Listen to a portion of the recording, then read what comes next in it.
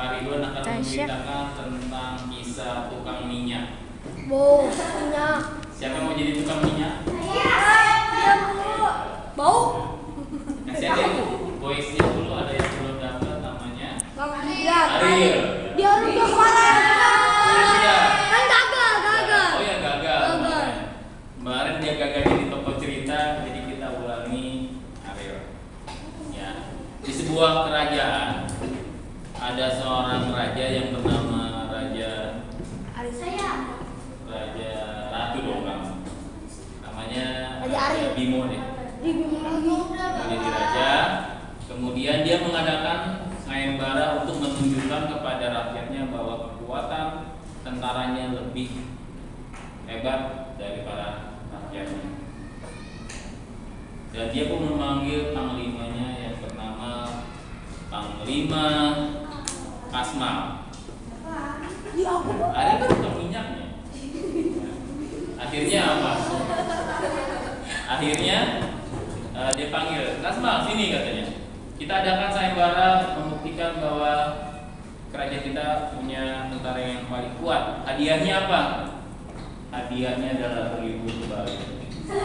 Ya tapi zaman dulu Balinya belum ada ya. Hadiahnya adalah kita berikan 50 ekor kuda beserta keretanya. Semua tentaranya diikutkan di sayembara tersebut, juga dengan rakyatnya. Ya, ketika hari pertandingan terjadi ketidakseimbangan. Kenapa? Rakyatnya melawan tentara. Yang menang yang mana? Yang menang mana? Tentara sudah terbiasa. Ketika berlatih memanah, ya, semuanya tidak ada yang bisa menandingi panglima.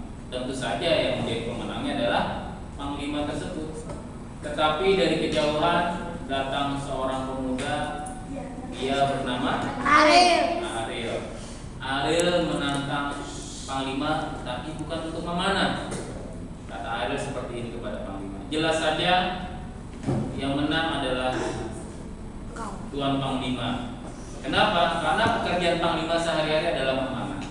Bagaimana lombanya dirubah?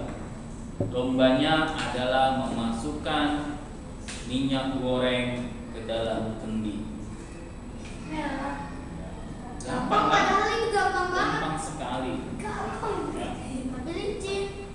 Memasukkan minyak goreng ke dalam kendi. Akhirnya kendinya itu dijajarkan 50 kendi dan panglima harus berlari sambil membawa gentong. Ya. Dia memasukkan minyaknya tersebut ke dalam kendi. Apa yang terjadi? Ketika panglimanya mengangkat gentong, dia masukkan ke dalam kendi, yang terjadi minyaknya pada tumpah, kendinya berantakan, pecah dan lain sebagainya. Nah, rakyat pun bersorak, wah panglima mana bisa memasukkan minyak goreng, tidak bisa seperti itu. Riuh semua.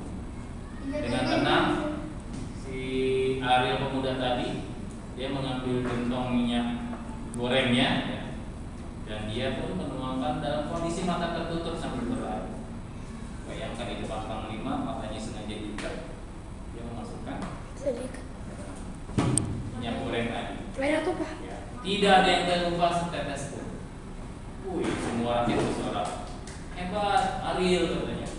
Kamu memang hebat seperti Ariel Peter Pan. Nggak ada hubungannya ya. Akhirnya apa? Akhirnya dia bilang sang pemuda tadi kepada raja, kalau mau bertanding, maka bertandinglah sesuai dengan kemampuan rakyat. Karena setiap orang memiliki kelebihan masing-masing. Seorang panglima memang dia jagonya memanah, tetapi seorang tukang buah lebih lihai memainkan pisau. Seorang pengrajin dia lebih pandai membuat kerajinan. Ternyata setiap orang memiliki kemampuan masing-masing. Dan dari kisah tersebut sama di dalam kelas ini. Ada yang pintar math, ketika berlomba math dia menjadi pemenang. Tapi yang pintar matematik belum tentu dia bisa menggambar dengan bagus. Betul nggak Dan? Nah, ternyata kelebihan dan kekurangan. Ada yang bisa bikin puisi, puisinya indah sampai yang membacanya matanya berkaca-kaca karena membacanya sambil mengupas bawang merah. Tetapi ketika dia suruh mengerjakan soal IPA, belum tentu yang pandai bahasa Indonesia itu bisa mengerjakan soal IPA.